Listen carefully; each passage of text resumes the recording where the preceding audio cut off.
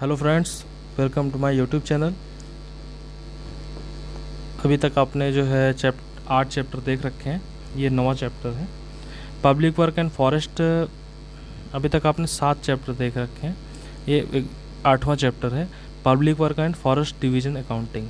अब इसमें क्या आपको पता चलेगा कि इसमें पीडब्ल्यूडी और फॉरेस्ट डिवीज़न की जो अकाउंटिंग होती है वो कैसे होती है। अब इसमें rule number 65 government accounting rule में ये कहा गया है कि मैनर इन विच इनिशियल और सब्सिडरी अकाउंट जहाँ पे रखे जाएंगे by department like public work forest, तो उनका जो फॉर्म होगा वो कंपाइल किया जाए। Form in which compiled account of this department वो जो है रेंडर होगा अकाउंट ऑफिस से, और सेल में be prescribed by president from the time to time advise by CAG. कौन प्रिस्क्राइब करेगा? प्रेसिडेंट। और एडवाइस किससे लेगा? सीएजी से। और ये फॉर्म मॉडिफाई किए जा सकते हैं स्टेट गवर्नमेंट के द्वारा लोकल रिक्वायरमेंट के हिसाब से, कंसल्टेशन विद एजी से। इम्पॉर्टेंट पॉइंट है। इसके बाद है कि एजी कंसर्न एंड या फिर कोई सेंट्रल मिनिस्ट्री या डिपार्टमेंट होगा जिससे कंसल्टेशन कर सकते हैं प्रिंसिपल अकाउंट ऑफिसर्स से। उसके बाद डिटेल ऑफ अकाउंट रिटर्न जो दिया जाएगा उस जहाँ पे नेसेसरी होगा वहाँ इंट्रोड्यूस करेंगे। अब जैसे by AG concerned state public work account on the advice of CAG in respect of return of submit to them। अब जब कंसल्टेशन विद CGA भी लिया जाता है जब CPWD की बात आती है, CPWA की बात आती है, by chief controller of account and controller of accounts, deputy controller of accounts of ministry. इसके बाद पहला पॉइंट है public work accounting. Public work की अकाउंटिंग कैसे होती है? अकाउंट वॉल्यूम 3 जो है वो डील करता है डिपार्टमेंटल अकाउंटिंग से, जो including public work and forest divisional accounting for central public work department. और उसके बाद जो अकाउंटिंग प्रोसीजर्स होते हैं वो CPWD अकाउंट, CPWA कोड और फॉर्म्स से पर डिपेंड करते हैं। अब जो स्टेट जो है वो फ्रेम करता है उनका कोड, जो स्टेट पब्लिक वर्क डिपार्टमेंट का है वो PWD कोड होता है।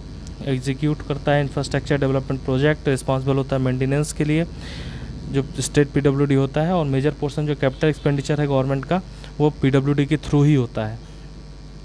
इसके बाद नेचर है PWD के काम का, वो उसमें अकाउंट कोड प्रिस्क्राइब किए जाते हैं स्पेसिफिक प्रोसीजर्स के लिए। और ये एसेंशियल है कि अकाउंटिंग प्रोसीजर्स PWD में ट्रांसपेरेंसी और अकाउंटेबिलिटी को जो है वो एसेंशियल तरीके से लेकर चलें। नेक्स्ट है कि इंश्योर करें। नेक्स्ट है comprehensive understanding of the accounting procedure and PWD जिस होनी चाहिए, मतलब एक कॉम्प्रिहेंसिव अंडरस्टैंडिंग PWD के अकाउंटिंग प्रोसीजर की होनी चाहिए जिससे कि एक प्रॉपर ऑडिट फंक्शन किया जा सके। और ये उसके जो ऑब्जेक्टिव होता है मतलब कि क्या उद्देश्य है, जो उद्देश्य होता है कि ऑडिट का वो क्रिएट किया जाए, मेंटेन क्वालिटी इंफ्रास्ट्रक्चर मेंटेन किया जाए और कंट्री का जो डेवलपमेंट है वो पूरी तरीके से अच्छे से हो, इससे रिलेटेड PWD में होता है। नेक्स्ट है कि जो रूल है वो कोट किया गया है इस चैप्टर में जो कि CPWA कोड फॉर्म्स पे डिपेंड करता है। नेक्स्ट है कि PWD स्ट्रक्चर। अब PWD जो है वो हेड की जाएगी सेक्रेटरी ऑफ डिपार्टमेंट से।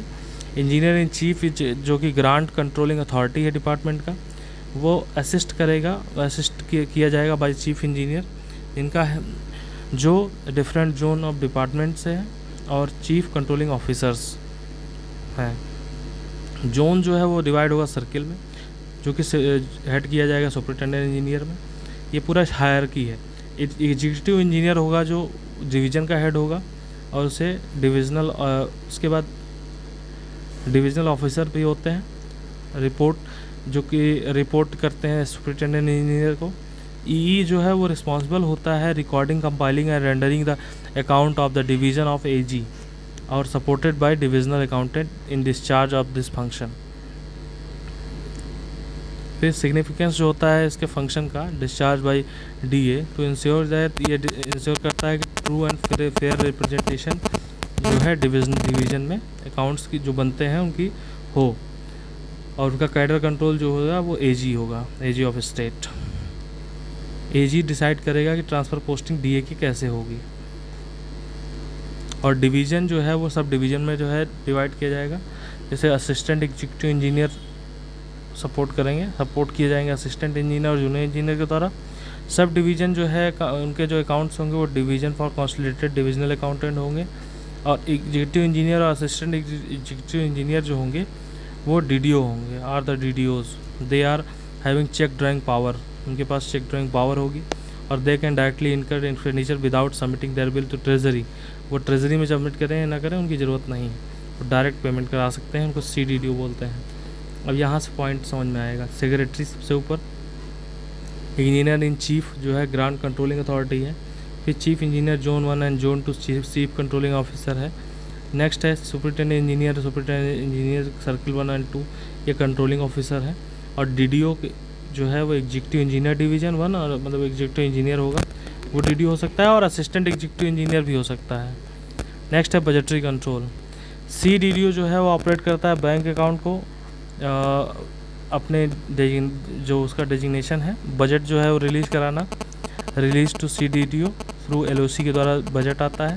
और डिवीजनल ऑफिसर जो है वो प्राइमरी डिस्बर्सिंग ऑफिसर है डिवीज़न का, ये कि पहले हम पढ़ चुके हैं। वो is permitted chief controlling of account, जिसको जो है चीफ कंट्रोलिंग ऑफ अकाउंट ने प्रमोट किया कर रखा है through LOC, letter of credit. और जो चेक है वो by cheque on the bank से पेमेंट होगा चेक द्वारा। और फंड जो रिक्वायर्ड होगा डिस्बर्समेंट के लिए, उसको execution of work on pay and allowances में, जो एम्प्लॉय डायरेक्टली लिंक है वर्क में, वो प्रोवाइड कराएगा। Rule 50 R receipt and payment 1983, जो कि LOC से कम्युनिकेटेड रहेगा to relevant branch of credited bank, जो कि रिलीज़ करेगा amount quarterly assignment authorized in favour of CDDO। एक फ्रेश चेक इश्यू करेगा एवरी क्वार्टर, और बैलेंस जो है जो अनस्पेंट होगा वो कैरी फॉरवर्ड होगा नेक्स्ट क्वार्टर में। बस आखिरी वाला जो होगा वो जो है नेक्स्ट फाइनेंशियल ईयर में क्वार्टर में कैरी फॉरवर्ड नहीं होगा, वहाँ से वो ख़त्म हो जाएगा, नेक्स्ट टाइम जो है स्टार्ट होगा। अब जैसे some states like Uttar Pradesh में 2 टाइप की LOC रिलीज होती है। पहली जो होती है वो government public work carry out करता है डिवीज़न में, वो होती है जिसे बोलते हैं कैश क्रेडिट लिमिट CCL। और अदर LOC होती है जो कि वर्क रिलेटेड लोकल बॉडीज़ या अदर नॉन गवर्नमेंट बॉडीज़ होती हैं, जो कि PWD के द्वारा इनिशियल डिपॉजिट किया जाता है, उसको बोलते हैं डिपॉजिट वर्क। तो इसमें इसके लिए डिपॉजिट क्रेडिट लिमिट एक अलग से रिलीज होती है। अब जब सिस्टम ऑफ बजट जो रिलीज होता है ट्रेजरी में सभी DDOs के लिए, तो वो CDDO का बजट जो रिलीज होगा वो LOC के थ्रू डायरेक्टली एजेंसी या बैंक में होगा, वो उसके अंडर में, ट्रेजरी के अंडर में नहीं है। अब ये फॉलो किया जाता है जियोग्राफिक रीच, जहाँ पे बैंकिंग सिस्टम लिमिटेड है, द डिपार्टमेंट वहाँ पे फंक्शनिंग करता है। अगर रिमोट एरिया ऑफ स्टेट में, तो रेगुलर फाइनेंशियल ट्रांजेक्शन जो है वो ट्रेजरी थ्रू ट्रेजरी वो बहुत ही डिफ़िकल्ट होते हैं। तो increase of reach of banking system, many state like Punjab, Karnataka and Kerala move away from LOC system to treasury system for departmental transactions. तो जैसे जहाँ पे बैंकिंग सुविधा कम है वहाँ ट्रेजरी सिस्टम से करते हैं। तो इन स्टेट में जो है DDO जो PWD का होता है वो ऑपरेट करता है ट्रेजरी के थ्रू। नेक्स्ट है एस्टेब्लिशमेंट एक्सपेंडिचर। अब जो एक्सपेंडिचर होता है रेगुलर एस्टेब्लिशमेंट से रिलेटेड डिवीज़न इनकर्ड होता है, उसमें ट्रेजरी सभी अदर डिपार्टमेंट की तरह होता है।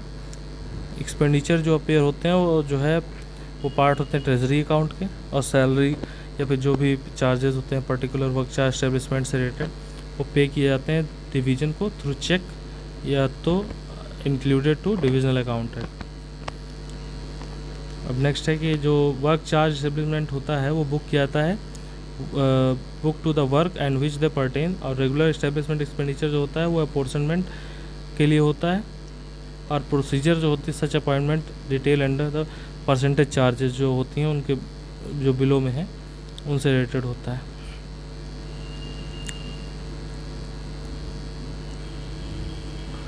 जैसे स्टोर है, स्टोर जो है पब्लिक वर्क का एक इम्पॉर्टेंट कंपोनेंट है। डिपार्टमेंट मेंटेन करता है price vocabulary of store, PVS बोलते हैं,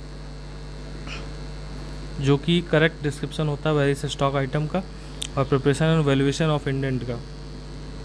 प्राइस वोकेबलरी जो है वो इन्वॉल्व होती है जो basis of up to date classification of stores के लिए, जो कि यूनिफॉर्मिटी जो अडॉप्ट करते हैं थ्रू डिपार्टमेंट से। इशू रेट जो आइटम्स के होते हैं वो फिल किए जाते हैं डिवीज़न कंसर्न के द्वारा, जो कि सर्कुलेट होता है by division obtain supply of the store. जब स्टॉक परचेज किया जाता है तो अकाउंट एंट्री होती है डेबिट 2059 सस्पेंस 1 स्टॉक। जब क्रेडिट होता है तो 8782, उसमें मतलब उसी में जो स्टॉक परचेज हुआ तो डेबिट हुआ, यहाँ क्रेडिट क्या होगा 8782 PW चेक्स। जनरल डायरेक्शन जो मिलती है इसके बाद जो जब क्लियर करते हैं किसी भी अकाउंट को तो उसमें वहाँ पे सीधा इसका उल्टा हो जाता है, जब अमाउंट बाहर जाता है तो 8782 PW चेक में डेबिट होता है, क्रेडिट होता है 8675 इसको debit deposit with reserve bank.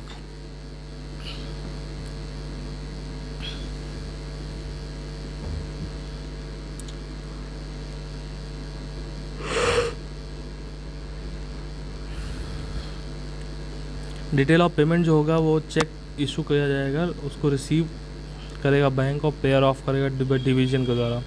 एक शेड्यूल जो मंथली सेटलमेंट ट्रेजरी के द्वारा किया जाता है वो 51 फॉर्म 51 में बनता है, जो कि भेजा जाता है डिवीज़न को। एजी ऑफिस प्रोवाइड कराता है इन्फॉर्मेशन डिटेल जो कि चेक इशू किए गए हैं और इनकैश हुए हैं रिकन्सिलेशन विद ट्रेजरी के द्वारा।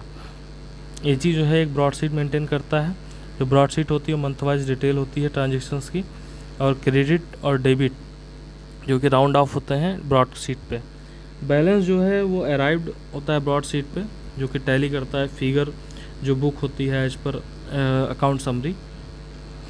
और LOP और CA list of payments and cash account जो होता है वो treasury account, case of treasury account वही फॉर्म SC में जो है केस ऑफ PWD अकाउंट में होता है। समरी जो फिगर होती है उसको लीगर फिगर बोलते हैं, लेजर फिगर, और जो इंश्योर करता है कि जो पेस जो है ऑनगोइंग वर्क है वो इफेक्ट नहीं होता है, स्टॉक भी परचेज हो रहा है ऑन क्रेडिट, और जहाँ पे बजट जो है अवेलेबल नहीं वहाँ ऑन क्रेडिट जो है आता रहे। और एक सस्पेंस जो कॉल किया बनाया मतलब कहा जाता है इसको, उसको मटेरियल परचेज सेटलमेंट सस्पेंस बोलते हैं, MP/SS से, जो कि इस ऐसे ट्रांजेक्शन के लिए होता है। तो यहाँ पे क्या जो है जब अकाउंट एंट्री होगी, जब स्टॉक परचेज किया जाएगा तो 2059 80 और 799 ये स्टॉक होगा, और 86 58 129 material purchase settlement suspense account MP/SS से। फिर है नेक्स्ट माइनस क्रेडिट 86 58 129 MP/SS से माइनस क्रेडिट होगा, और क्रेडिट होगा 8782 PW चेक पे। नेक्स्ट है टूल्स एंड प्लांट्स। जो प्रोसीजर है स्टॉक के लिए तो वही फॉलो किया जाता है टूल्स एंड प्लांट्स में भी। जो रिकॉर्ड है detail count and specification tools and plants, वो फर्स्ट एंटर किया जाता है tools and plant received sheet form 13 में, जो इशू होता है basis of tool and plant indent duly signed by divisional and sub divisional officer. सभी डिवीजन के जो सब डिविजनल मेंटेन करते हैं टूल्स एंड प्लांट्स लेजर, जो फॉर्म 15 में है, पिछली बार क्वेश्चन आया था। ये जितने भी फॉर्म आपको दिख रहे हैं इनको बहुत अच्छे से याद कर लीजिएगा, इनसे क्वेश्चन पिक होने तय हैं। रिसीट एंड इशू जो होगा इंटर होगा इनटू लेजर फ्रॉम जो TNP रिसीव सीट है फॉर्म 13, और इंडेंट शायद 14 होता है, एग्जैक्ट मुझे याद नहीं है। रिसीव सीट 13 लीगर मेंटेन करता है 3 पार्ट में। फर्स्ट इंक्लूड करता है tools and plants in hand, जो कि कंसर्न सब हेड में रखा जाता है। आर्टिकली जो आर्टिकल वो होते हैं सेकंड में, पार्ट 2 में जो हमने लाए हैं, और एंट्री करता है सेपरेट सेक्शन में। नेक्स्ट है कि शेड्यूल में शॉर्टेज या वेटिंग है वो पार्ट 3 में रहता है। फिर नेक्स्ट है पेमेंट ऑफ वर्क। अब पेमेंट ऑफ वर्क में क्या होता है कि फॉर सभी लेबरर के लिए डिपार्टमेंटली इंगेज किए गए हैं एग्जीक्यूशन ऑफ वर्क में, उनका डिटेल इंटर किया जाता है मास्टर रोल में, और उनका वेज जो है पेड किया जाता है इसी एक्नॉलेजमेंट के तहत कि मास्टर रोल में जो चार्ज ऑफ वर्क है वो जहाँ एम्प्लॉयड हैं उसके आधार पे पेमेंट जो है सभी वर्क डन जो होते हैं उनके डेली लेबर आल सप्लाईज रिक्वायर्ड जो होती हैं उनके स्पेसिफिक वर्क जो कि किए जाते हैं basis of measurement book form 23 में है, इसके थ्रू तहत जो है रिकॉर्ड किया जाता है। पेमेंट जो होता है जो बिल ड्रॉ करते हैं वो 3 टाइप के बिल होते हैं। फर्स्ट और फाइनल बिल होते हैं फॉर्म 24, रनिंग बिल होता है 26, हैंड रिसीट होती है 28। हैंड रिसीट वहाँ यूज करते हैं, क्वेश्चन ये आया था कि जहाँ पे फर्स्ट और फाइनल बिल और running bill account bill suitable ना हो वहाँ कौन सा बिल यूज करते हैं, हैंड रिसीट, फॉर्म 28। नेक्स्ट है कॉन्ट्रैक्ट लेजर। अब कॉन्ट्रैक्ट लेजर जो है वो फॉर्म 43 में है। जितने फॉर्म आ रहे हैं बहुत इंपॉर्टेंट है, ये मेंटेन किया था डिविजनल ऑफिस में एक सेपरेट फोलियो के अंतर्गत। ईच सभी कॉन्ट्रैक्टर का एक अपना एक खाता मतलब एक अकाउंट होगा जो इसमें कॉन्ट्रैक्ट लेजर में खोलेगा, और जो इंगेज किए जाते हैं उस डिवीज़न में उनका एक खाता होगा। बट जब कभी छोटे कामों के लिए यानी पेटी वर्क के लिए अगर वो आते हैं जहाँ पे उनका पेमेंट जो है फर्स्ट या फाइनल बिल के तहत हो जाता है, उसका जो है इसमें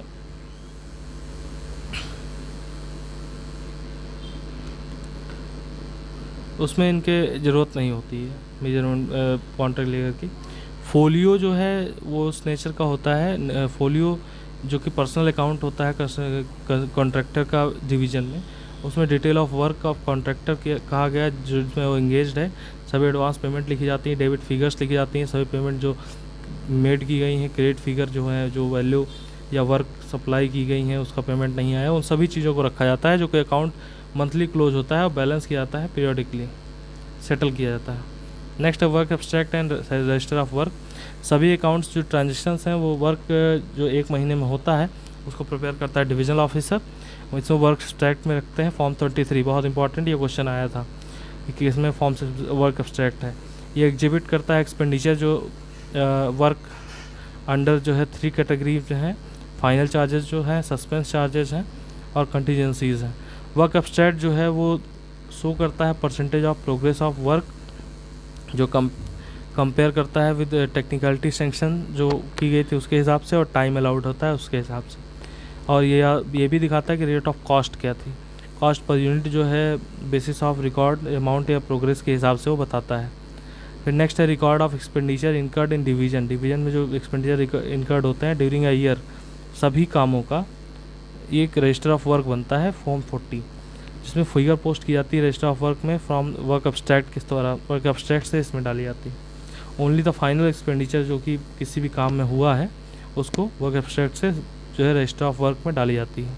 इसको सेपरेट फोलियो असाइन किया गया है सभी कामों के लिए। फिर नेक्स्ट है इंटर डिविजनल ट्रांसफ़र। अब ट्रांसफ़र किस तरीके से होते हैं, जैसे स्टोर या स्टॉक में से डिवीज़न में आपस में शॉर्टेज थी तो कुछ सामान ले लिया जो कि प्रोजेक्ट को इफेक्ट ना करे, जल्दी जल्दी काम हो। तो जो बोरो करता है उसको कैसे बोरो करता है उसके लिए है। जो बोरोइंग डिवीज़न है वो कैसे करेगा, वो डेबिट करेगा 2059 स्टॉक को और क्रेडिट करेगा 8782 PW चेक को। लेकिन जब बोरो करता है क्रेडिट बेसिस पे और जो है ऊपर तो तब है जब वो बोरो करे कैश बेसिस पे, क्रेडिट बेसिस में करेगा तो क्रेडिट जो है वो 8658 में करेगा MBSSA में। और उसके बाद जो देने वाला है वो कैसे करेगा, वो डेबिट करेगा cash settlement suspense account CSSA में 8658 में और क्रेडिट करेगा 2059 में, तभी यहाँ से डेबिट हो पाएगा इसमें।